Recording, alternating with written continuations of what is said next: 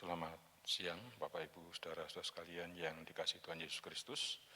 Kembali kita bersama-sama dalam pendalaman Alkitab kita pada hari ini, dan pada kesempatan hari ini kita sampai kepada pasal yang pertama dari kitab di Lukas, ayat yang ke-39 sampai dengan ayat yang ke-56. Dan akan kita bahas bersama-sama pada kesempatan hari ini. Saudara, namun sebelum kita membahas ini, mari kita akan masuk terlebih dahulu di dalam doa kita, mohon pertolongan dan pimpinan daripada Tuhan. Mari kita berdoa. Bapa di dalam sorga, terima kasih jikalau pada kesempatan siang hari ini kembali kami bersama-sama untuk membahas akan kebenaran firman-Mu. Biarlah Engkau menolong kami ya Tuhan pada kesempatan siang hari ini, dengan kuasa Roh Kudus-Mu mencerahkan hati dan pikiran kami, dan khususnya hamba-Mu yang akan menyampaikan, menguraikan kebenaran firman Tuhan. Tuhan yang akan memimpin, menyertai. Terima kasih Tuhan, berkatilah di dalam pembelajaran firman-Mu pada kesempatan siang hari ini, nama-Mu dimuliakan. Di dalam nama Tuhan Yesus Kristus kami berdoa. Amin.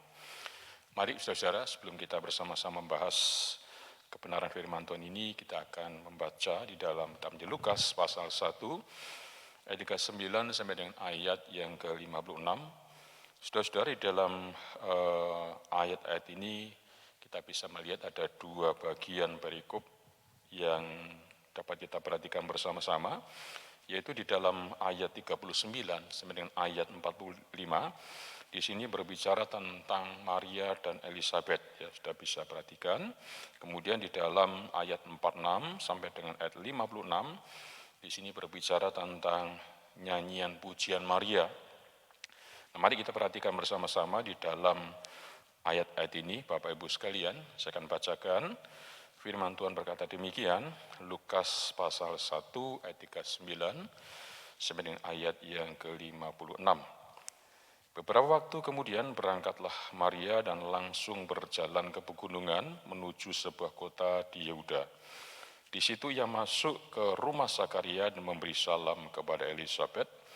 Dan ketika Elizabeth mendengar salam Maria, melonjaklah anak yang di dalam rahimnya, dan Elizabeth pun penuh dengan Roh Kudus. Lalu berseru dengan suara nyaring, diberkatilah engkau di antara semua perempuan dan diberkatilah buah rahimmu. Siapakah aku ini sampai ibu Tuhanku datang mengunjungi aku? 44. Sebab sesungguhnya ketika salammu sampai kepada telingaku, anak yang di dalam rahimku melonjak kegirangan, dan berbahagialah ia yang telah percaya, sebab apa yang dikatakan kepadanya dari Tuhan akan terlaksana. Saudara, kita lanjutkan ayat 46 sampai ayat 56. Di sini perikop ini berbicara tentang nyanyian pujian Maria. Firman Tuhan berkata, lalu kata Maria, jiwaku memuliakan Tuhan dan hatiku bergembira karena Allah juru selamatku. Sebab ia telah memperhatikan kerendahan hambanya, sesungguhnya mulai dari sekarang segala keturunan akan menyebut aku berbahagia. Karena yang Maha Kuasa telah melakukan perbuatan-perbuatan besar kepadaku dan namanya adalah kudus. 50. Dan rahmatnya turun-temurun atas orang yang takut akan dia. Ia memperlihatkan kuasanya dengan perbuatan tangannya dan mencerai-beraikan orang-orang yang congkak hatinya. Yang menurunkan orang-orang yang berkuasa dari tahtanya dan meninggikan orang-orang yang rendah. Yang melimpahkan segala yang baik kepada orang yang lapar dan menyuruh orang yang kaya pergi dengan tangan hampa. 54. Yang menolong Israel hambanya karena ia mengingat rahmatnya. Seperti yang dijanjikannya kepada nenek moyang kita, kepada Abraham dan keturunannya untuk selama-lamanya. 56 yang terakhir, dan Maria tinggal kira-kira 3 bulan lamanya bersama-sama dengan Elizabeth, lalu pulang kembali ke rumahnya. Puji Tuhan. Bapak Ibu sekalian, di dalam pembacaan kita, kalau kita bersama-sama melihat di dalam ayat 39 sampai dengan ayat 45, di sini kita melihat kebenaran firman Tuhan berbicara tentang suatu percakapan, ya. Percakapan antara Maria dan sanaknya, Alkitab mengatakan demikian, Elizabeth. Ya, kemudian dilanjutkan dalam ayat 46 sampai 56 sebagai satu bentuk nyanyian pujian dari seorang Maria.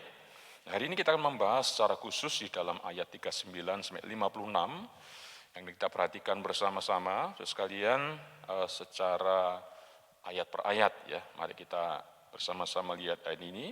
Saya membacakan sekali lagi kepada Bapak Ibu sekalian ayat per ayat sehingga kita lebih jelas untuk bisa memahami kebenaran firman Allah ini. Ayat 39, beberapa waktu kemudian berangkatlah Maria dan langsung berjalan ke pegunungan menuju sebuah kota di Yehuda.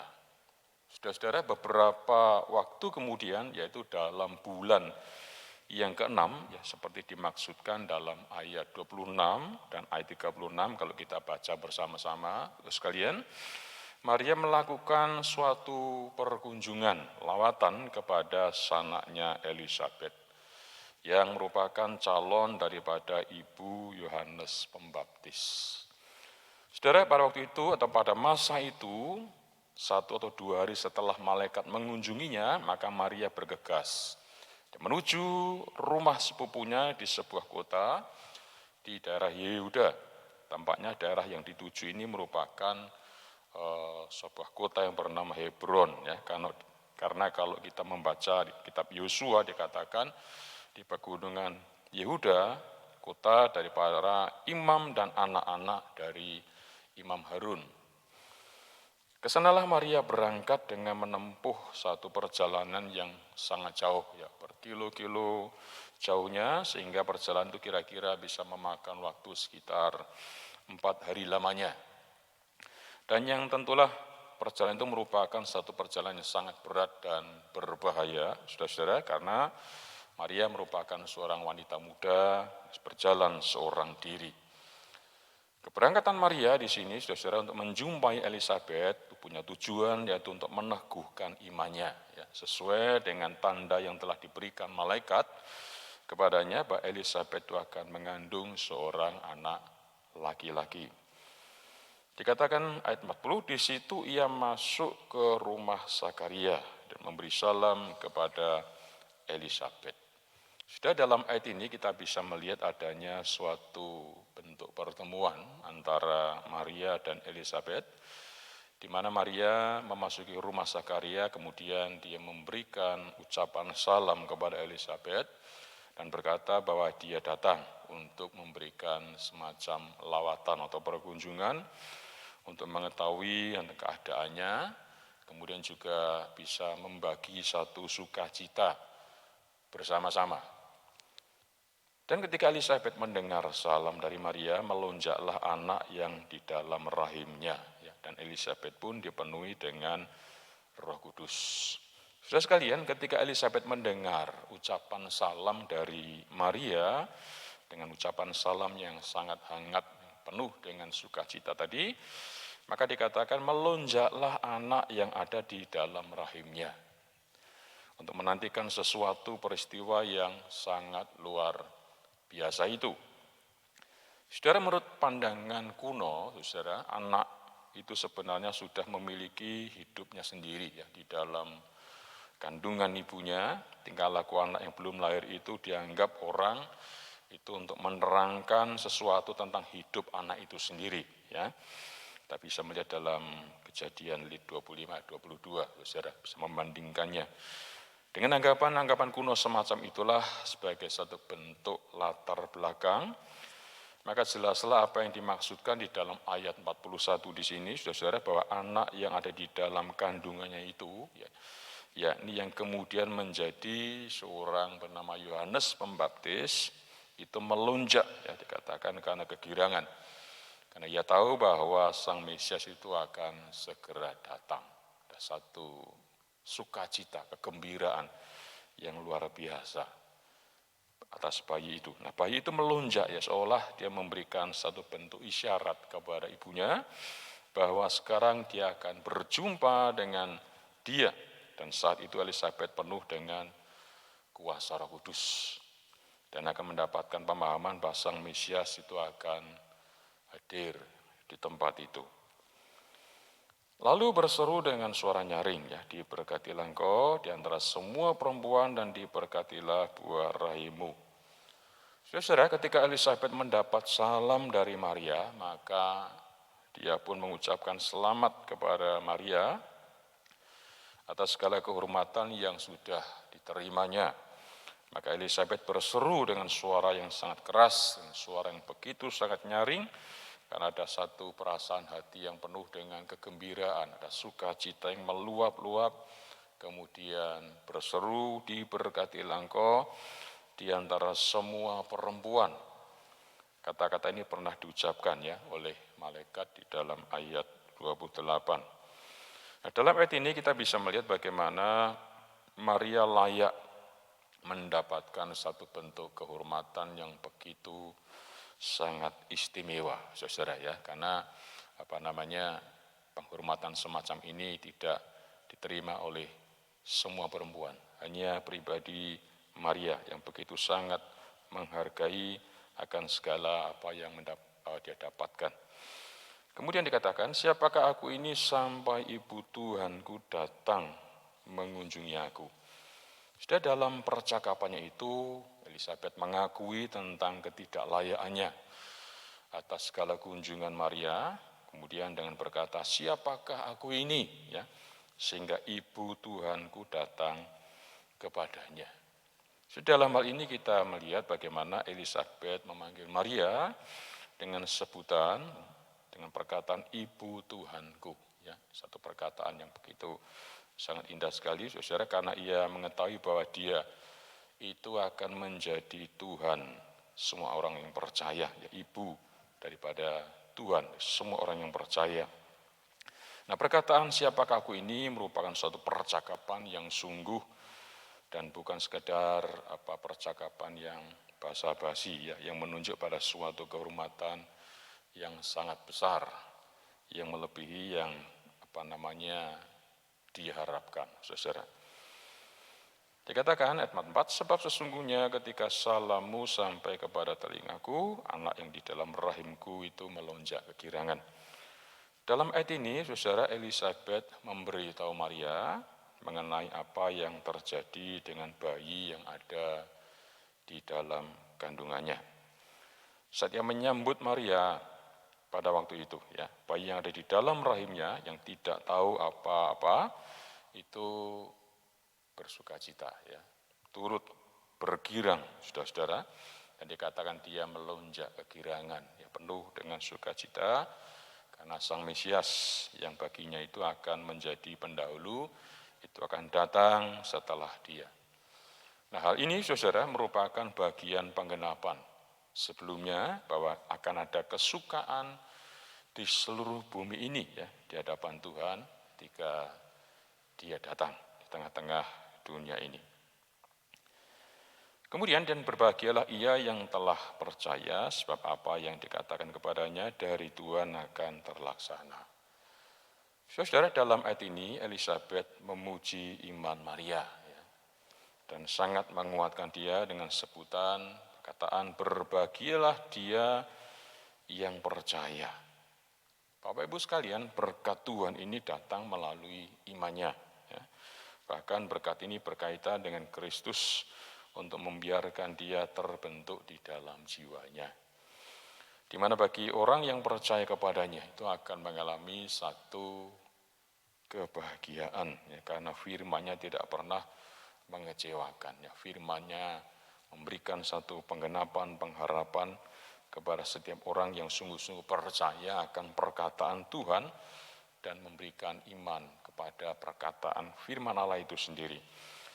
Nah, hal ini menunjukkan adanya suatu bentuk kepastian, ya, bahwa ia tidak akan melanggar akan janji-janjinya itu dan sungguh mendatangkan kebahagiaan yang tidak terkira bagi siapa saja yang memiliki pengharapan kepada Tuhan. Kemudian di dalam perikop yang selanjutnya, saudara, di dalam ayat 46-56, kita melihat di sini berbicara tentang adanya satu bentuk nyanyian pujian yang dinyanyikan oleh seorang Maria. Saudara, atas segala peristiwa yang terjadi di atas tadi, ya, maka timbullah satu nyanyian pujian Maria. Atas peristiwa itu yang terdapat di dalam ayat, di sini kita bisa baca ayat 46 sampai ayat yang ke-55, yang dapat disebutkan sebagai Magnificat, ya, yang sesuai dengan kata pertama dalam terjemahan Latinnya itu Magnificat, ya, memuliakan artinya, ya. Nyanyian Maria ini merupakan nyanyian pujian yang memuliakan nama Tuhan, ya. Saudara, dahulu di dalam gereja-gereja Kristen, Magnificat di sini dianggap sebagai satu bentuk mazmur, ya, yang tidak terdapat di dalam kitab Mazmur, dan dari sejak dahulu ditempatkan dalam satu posisi dalam suatu liturgi untuk doa pagi dan doa petang, ya. Dan kemudian menjadi satu bentuk nyanyian gereja yang diucapkan, yang dinyanyikan di dalam banyak gereja dan di dalam bahasa-bahasa yang diterjemahkan ke banyak bahasa, saudara. Nah, pernyataan dan sukacita besar yang datang dengan tiba-tiba ini menyadarkan bahwa dia memang ditugaskan untuk datang ke rumah sananya itu, ya. Maria memang ditugaskan untuk bisa berkunjung ke sananya Elizabeth itu. Nah, dalam ayat-ayat berikutnya kita akan melihat ada satu bentuk ungkapan sukacita, ya, pujian dari Maria kepada Allah, dan hanya kepada Allah saja yang menjadi tujuan pujian dan pusat dari segala sukacita yang dialaminya. Nah, bagian berikutnya kita akan melihat bagaimana Maria berbicara tentang Allahnya, ya. Katakan demikian, ayat 46. Lalu kata Maria, jiwaku memuliakan Tuhan. Saudara, kalau kita melihat di dalam ayat yang ke-46 ini, kita bisa melihat bagaimana pujian Maria itu dinyanyikan, ya, dengan satu penuh rasa hormat yang begitu sangat mendalam, yang keluar dari dalam hatinya. Dan nyanyikan, dia ungkapkan itu kepada Tuhan, ya. Hanya mereka yang bersungguh-sungguh telah menikmati rahmat, ya, belas kasihan yang bisa berpikir, ya, betapa tingginya, betapa mulianya, ya, maka dia akan bisa menyanyikan dengan hati yang penuh syukur tadi, ya. Dikatakan jiwanya dengan segenap hatinya itu memuliakan nama Tuhan. Bapak Ibu sekalian, memuji Allah itu seharusnya juga menjadi pekerjaan dari jiwa kita orang percaya, ya. Setiap orang yang percaya kepada Tuhan, hendaknya jiwa kita juga bisa memuliakan nama Tuhan, ya. Karena apa? Karena hati kita ini sudah dipenuhkan dengan kuasa Roh Kudus, ya. Allah bertahta berdiam di dalam diri kita, maka jiwa kita, orang yang percaya, seharusnya kita bisa juga memuliakan nama Tuhan, ya, dengan penuh penghormatan, penuh penghayatan, bahwa dia layak kita muliakan di dalam kehidupan kita. Dan hatiku bergembira karena Allah juru selamatku. Sudah dalam kalimat ini nampak berkaitan dengan Sang Mesias yang untuknya, di mana Maria akan menjadi seorang ibu, ya, dari Sang Juru Selamat. Ia menyebut dengan sebutan Allah, ya, Juru Selamatnya, ya. Hatiku bergembira karena Allah itu Juru Selamatnya, ya, karena malaikat telah mengatakan bahwa dia akan disebut Yesus Sang Juru Selamat, ya. Bahkan kalimat ini juga tersirat, ya, bagaimana Maria juga memerlukan dia sebagai juru selamatnya, ya. Mengapa? Karena dia juga akan mengalami kebinasaan tanpa Kristus, ya. Sekalipun Maria sebagai ibu Yesus, toh dia pun juga sebagai seorang pribadi yang berdosa di hadapan Tuhan dan membutuhkan Allah di dalam kehidupannya. Dan bagi mereka yang memiliki Kristus sebagai Allah dan juru selamat di dalam kehidupannya, ya, maka mereka itu akan memiliki keselamatan, yaitu memberikan anugerah keselamatan kepada setiap orang yang percaya, dan ada satu sukacita, kegembiraan di dalam hatinya, ya. Kemudian di dalam ayat 8, sebab ia telah memperhatikan kerendahan hambanya, dengarlah sesungguhnya mulai dari sekarang segala keturunan akan menyebut aku berbahagia. 9, karena yang Maha Kuasa telah melakukan perbuatan-perbuatan besar kepadaku dan namanya adalah kudus. Saudara, kalau kita melihat di dalam ayat 48 dan 49 di sini, Di sini kita bisa melihat tentang ada satu pernyataan yang membuat Maria itu bersuka cita, ya, bisa memuji Allah, ya. Mengapa? Disebabkan karena memang keadaannya sendiri. Kalau kita bisa baca dalam 48, 49 di sini, yang dimaksud di sini adalah karena hatinya itu bergembira, ya. Hatinya penuh dengan syukur dan sukacita kepada Tuhan, ya. Karena Tuhan sendiri itu membuat dirinya bisa bersukacita atas segala kebaikan yang telah Dia lakukan kepadanya. Ia telah memperhatikan kerendahan hati hambanya, ya, maksudnya ia memandangnya dengan penuh rasa belas kasihan. Ini dapat diartikan bahwa ia telah memilih dia untuk kehormatan itu, ya, meskipun dia ini sangatlah dalam posisi yang sangat rendah, ya, status sosial yang begitu sangat miskin dan tidak dikenal oleh banyak orang. Tetapi Allah melimpahkan segala kehormatan itu kepada Maria sebagai ganti segala kehinaannya. Ya. Nah, dalam hal ini kita bisa melihat bahwa bila Allah memperhatikan kerendahan hati hambanya, ya, maka Allah bukan saja memberikan contoh tentang bentuk-bentuk kemurahannya kepada seluruh umat manusia, tapi juga memberikan kehormatan, ya, yang diberikan Allah yang tidak akan pernah sirna. Ya. Tuhan akan memberikan pujian kemuliaan ini kepada orang-orang yang sungguh-sungguh mau merendahkan hatinya di hadapan Allah. Dan dikatakan juga jiwa Maria dapat memuliakan nama Tuhan, yaitu karena perbuatan-perbuatan besar yang telah dilakukan Allah di dalam kehidupannya. Saudara-saudara, ya, di dalam ayat 49 tadi, dikatakan karena yang Maha Kuasa telah melakukan perbuatan-perbuatan besar kepadaku dan namanya adalah kudus.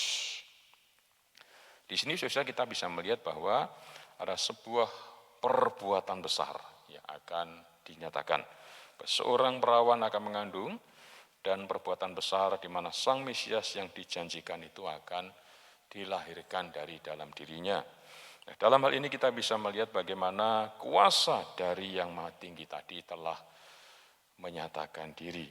Itu namanya adalah kudus dan tidak ada yang kudus selain Tuhan. Ya. Kemudian dan rahmatnya turun-temurun atas orang yang takut akan Dia.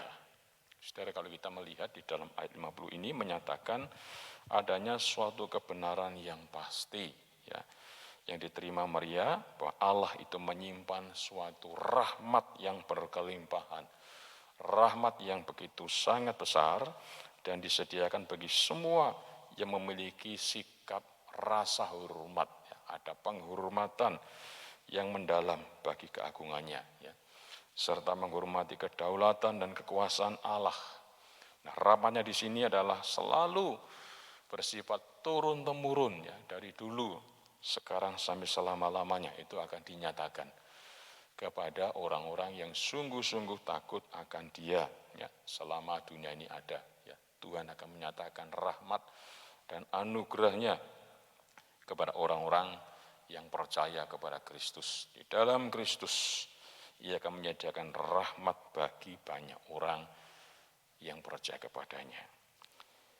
Ia memperlihatkan kuasanya dengan perbuatan tangannya dan mencerai-beraikan orang-orang yang congkak hatinya.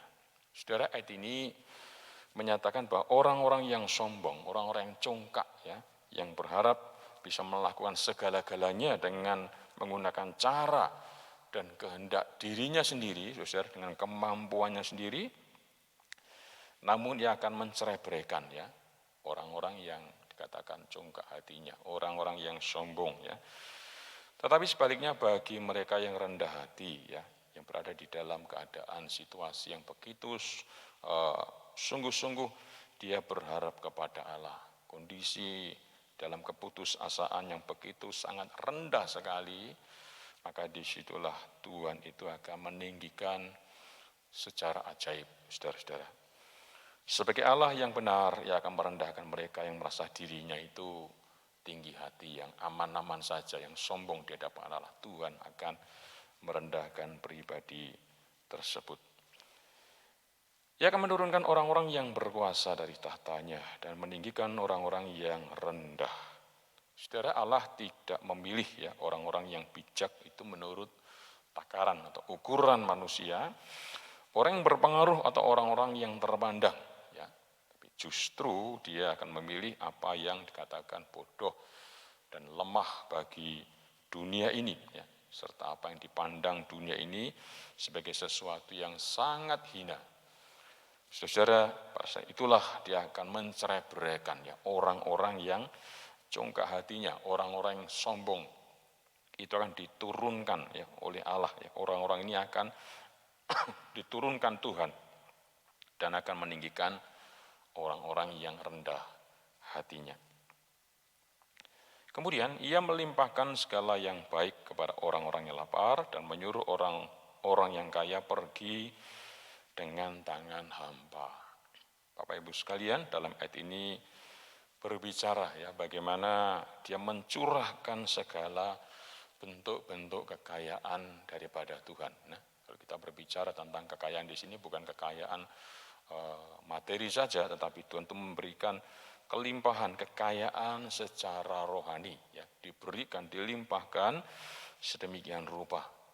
Dan dilimpahkan itu merupakan kelimpahan yang terbaik yang diberikan kepada mereka yang sungguh-sungguh mereka itu merasa lapar di hadapan Allah. Akan dikenyangkan orang itu dengan segala berkat-berkat yang telah diberikannya. Ya, jadi bagi orang-orang yang sungguh-sungguh lapar, haus akan kebenaran firman Tuhan, Tuhan akan memberikan bentuk-bentuk kepuasan. Tuhan akan mengenyangkan orang-orang yang sungguh-sungguh merindukan Tuhan itu ada di dalam kehidupannya. Ya. Ia menolong Israel hambanya karena ia mengingat rahmat-Nya. Saudara sekalian, sejak dahulu Sang Mesias diharapkan dapat menjadi kekuatan dan kemuliaan bagi umat-Nya Israel, ya. Umat yang sungguh-sungguh dipilih oleh Allah tadi. Dan memang benarlah demikian, ia telah menolong Israel sebagai umat pilihan Allah, sebagai hamba-Nya. Hal ini merupakan satu peringatan akan rahmat Allah yang memang disediakan bagi hamba-Nya, umat Israel, umat pilihan Allah. Seperti yang dijanjikannya kepada nenek moyang kita, kepada Abraham dan keturunannya untuk selama-lamanya. Saudara, ini merupakan satu penggenapan janji Allah, ya, di mana rahmat Allah, ya, tidak hanya dirancang begitu saja, saudara-saudara, namun juga diumumkan, ya, seperti yang dijanjikannya, dikatakan oleh nenek moyangnya. Dari dulu, dari nenek moyangnya itu sudah dijanjikan akan segala berkat-berkat itu kepada seluruh keturunannya, ya, untuk selama-lamanya, kata Alkitab. Dikatakan juga bahwa berkat itu bersifat kekal, ya, yang akan diberikan secara turun-temurun kepada seluruh keturunannya dan bersifat kekal. Ini janji Allah yang begitu sangat luar biasa, saudara, yaitu sifatnya adalah keturunan secara rohani, ya, bukan keturunan menunjuk pada keturunan secara jasmani bangsa Israel begitu, tapi menunjuk kepada keturunan secara rohani, yaitu bagi orang-orang yang sungguh-sungguh percaya akan kepada Kristus. Tuhan akan mengaruniakan segala kelimpahan dan berkat-berkat kepada orang-orang tersebut. Kemudian dalam ayat yang terakhir, dan Maria tinggal kira-kira 3 bulan lamanya bersama dengan Elisabet, lalu pulang kembali ke rumahnya. Bapak Ibu sekalian, dalam ayat terakhir ini kalau kita baca dalam ayat 56 menceritakan bagaimana Maria kembali ke rumahnya, ya, dia kembali ke Nazaret setelah ia tinggal bersama dengan Elisabet sekitar dikatakan 3 bulan lamanya, ya, cukup lama, sampai dia merasa yakin perihal dirinya bahwa dia benar-benar mengandung, serta mendapat penegasan dari saudara sepupunya yang bernama Elisabet tadi. Tidak jelas apakah Lukas bermaksud sampai sesudah kelahiran Yohanes atau bahwa Maria berangkat sebelum itu tidak menjadi persoalan, saudara. Tapi yang menjadi pokok daripada perikop ini adalah Elisabet itu mengalami satu sukacita, ada satu perasaan kegembiraan. Maria di sini dia juga memuji-muji nama Tuhan.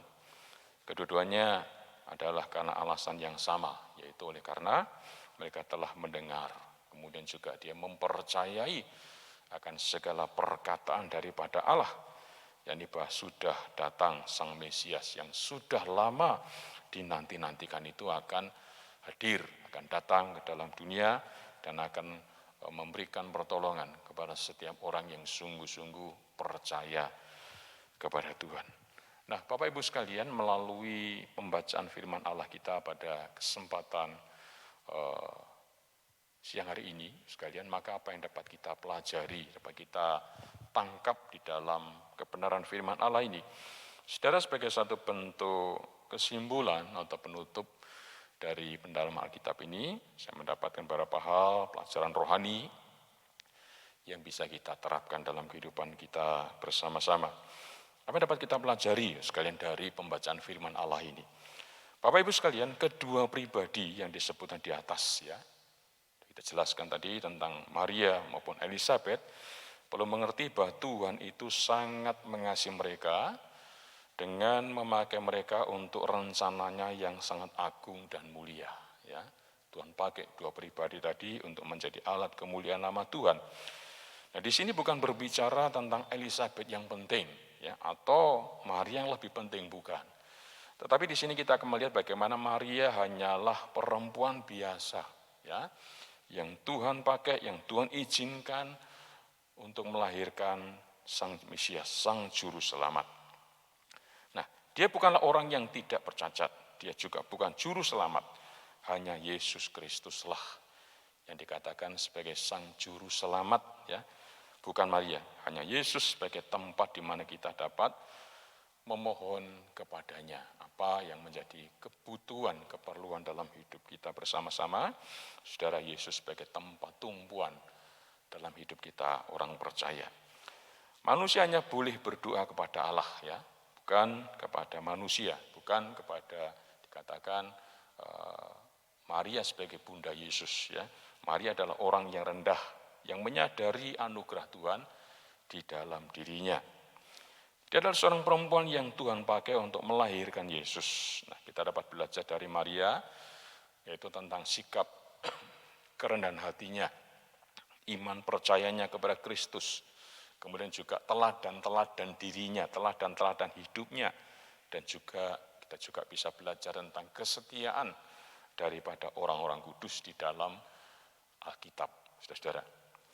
Belajar dari sikap hidupnya, dari kerendahan hatinya, ya, kesadaran akan dosa-dosa dan ketidaklayakannya di dalam dirinya, kesadaran akan dirinya betapa besarnya anugerah yang dia terima, sehingga dia boleh menjadi perempuan yang dipakai Tuhan untuk bisa melahirkan, merawat, membesarkan anak Allah yang datang untuk menjadi manusia yang nantinya itu akan menjadi juru selamat setiap orang yang percaya kepadanya. Tidak ada perempuan yang lebih berharga, saudara, ya, dari Maria di dalam hal ini. Dia mendapatkan keistimewaan yang begitu sangat besar, mengandung, melahirkan, membesarkan bayi Yesus, dan disitulah kita bisa melihat bahwa Maria menjadi alat Tuhan di dalam dunia ini. Tetapi yang menunjukkan keadaan rohani yang begitu sangat dewasa dari Maria itu adalah satu bentuk kesadaran, ya, bahwa Tuhan telah melakukan pekerjaan yang sangat mulia di dalam kehidupan pribadinya, seorang yang sangat rendah dan mau memberikan dirinya, hidupnya untuk kemuliaan nama Tuhan. Saudara, melalui hal ini mari kita bersama-sama menyadari juga akan segala bentuk-bentuk kelemahan-kelemahan dalam kehidupan kita. Mari kita belajar bersyukur untuk segala apa yang menjadi kelemahan, keterbatasan, kekurangan kita sebagai orang yang percaya. Kan disitulah kita bisa belajar untuk bergantung sepenuhnya kepada kuasa Tuhan. Tidak lagi menyandarkan kepada diri kita sendiri, tapi mari kita boleh menyandarkan sepenuhnya kepada tangan Tuhan yang berkuasa, dan Tuhan akan melakukan hal-hal yang apa yang Tuhan kehendaki untuk kita bisa melihat kuasa Tuhan dinyatakan dan dimuliakan dalam kehidupan kita. Tapi mari kita belajar bersama-sama tidak menonjolkan diri, tidak menyombongkan diri, tidak mengandalkan kekuatan, keahlian kita, kepandaian kita di dalam segala hal yang ada dalam kehidupan kita atau kehebatan kita, Bapak Ibu Saudara. Maka kita belajar untuk bisa menundukkan diri di di dalam kehidupan kita. Hidup dengan rendah hati, maka Tuhan akan memakai kita untuk hal-hal yang bisa memuliakan nama Tuhan dalam kehidupan kita bersama-sama. Kiranya Tuhan memberkati kita dengan kebenaran firman Tuhan kita pada siang hari ini. Nanti malam kita akan bersama-sama kembali untuk menyaksikan ulasan dari Bapak Penatua Insinyur Haryanto yang boleh menjadi berkat juga bagi kita bersama-sama yang sudah mempelajari kebenaran firman Tuhan dengan penuh kesetiaan dan ketekunan di masa-masa pandemi hari-hari ini. Tuhan memberkati kita. Mari kita berdoa. Bapa di dalam sorga, biarlah Engkau menolong kami Tuhan, di dalam pendalaman kebenaran firman-Mu, dengan keterbatasan kami, keterbatasan hamba-Mu ya Tuhan. Tolonglah supaya kuasa Roh Kudus boleh mencermatkan setiap hati kami, pikiran kami, untuk memahami kebenaran-Mu dengan sebaik mungkin.